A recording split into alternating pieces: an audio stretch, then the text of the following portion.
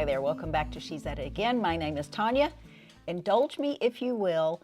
We're going to devote this whole video to just the making of cream of chicken soup. And if you're thinking to yourself, they sell that in the stores, have you not seen it? I have. Have you seen the ingredients? That's why we're making it from scratch. Let's go get after it.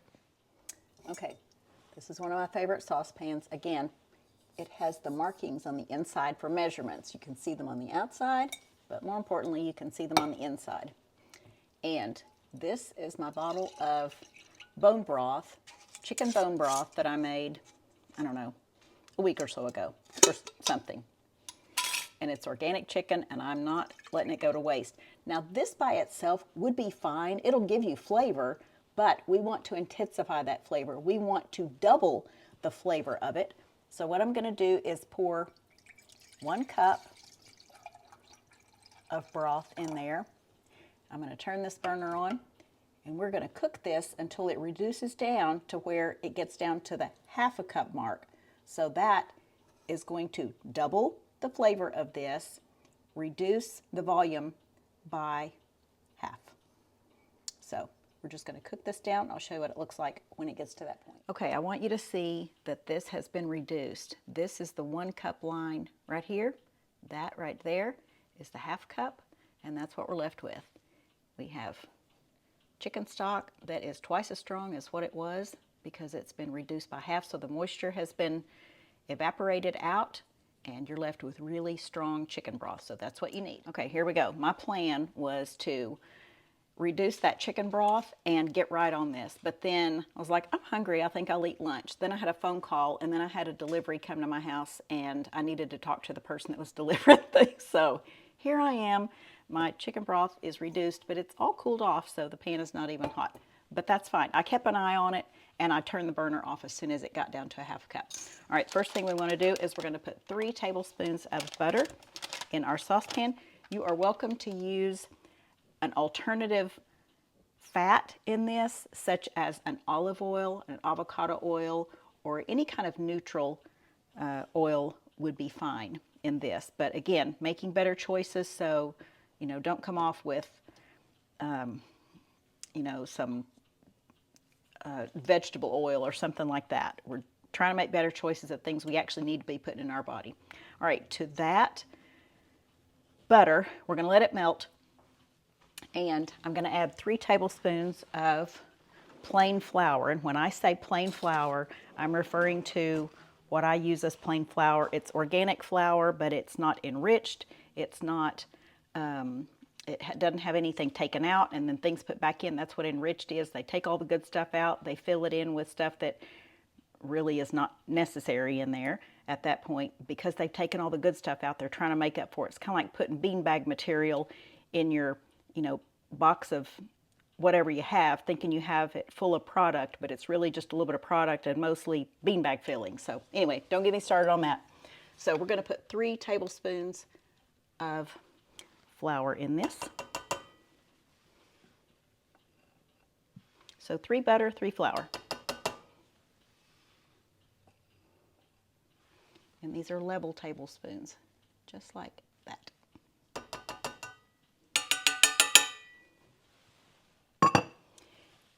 Again, I've said this before, if you had rather make this gluten-free in case you have someone, you yourself or someone that's going to be eating with you needs to have a gluten-free food item, then what you want to do is replace the flour with brown rice flour. I find that that gives me the most satisfactory results out of anything gluten-free out there. Now, you have these gluten-free blends and all that. I don't keep those on hand. I don't use those for anything. But the brown rice flour I do use to make a few things, and it's a good substitute for plain flour, especially in this.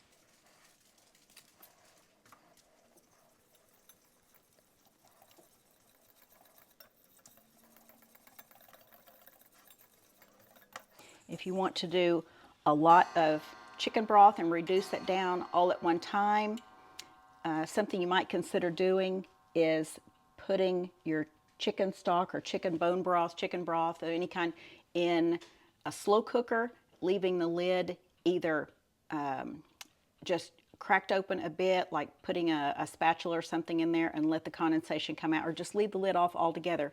Make a mark at the halfway point of where your fill line is, and then when it gets down to that mark, take it off the heat, unplug the slow cooker, and you have a big batch of that.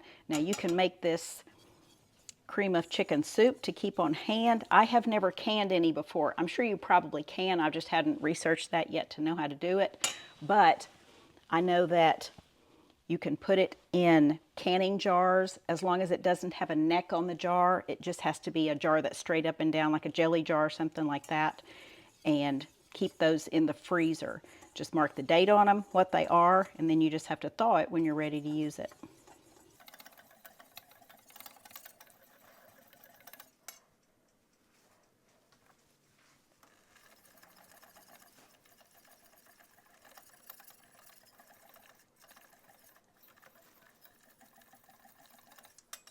We're also going to add 1/4 of a teaspoon of salt to our mixture. Neither my butter nor my chicken broth have salt in them. So this will add a much needed dose of salt, so just 1/4 of a teaspoon.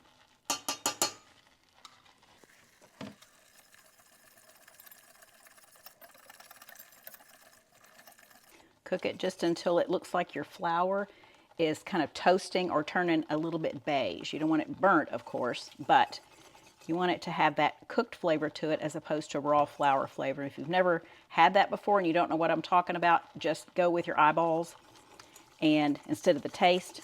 But a raw flour taste is not something that's very appealing. I've got a little chunk of salt in there that I'm trying to get to break up. Okay, keeping your heat going.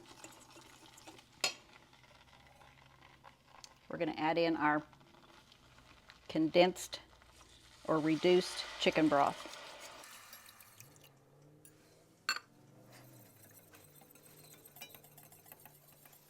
And you can see it gets thick pretty quickly.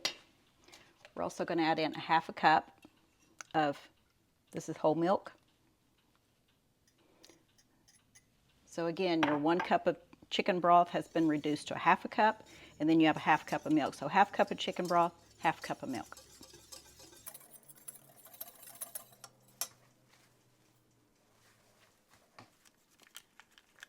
We're also going to put in about 1 ounce of cream cheese. This might be a little bit more than 1 ounce, but it's just what I had left in a package. And that'll be okay. And the cream cheese gives it the perfect flavor to make it reach that flavor of canned cream of chicken soup.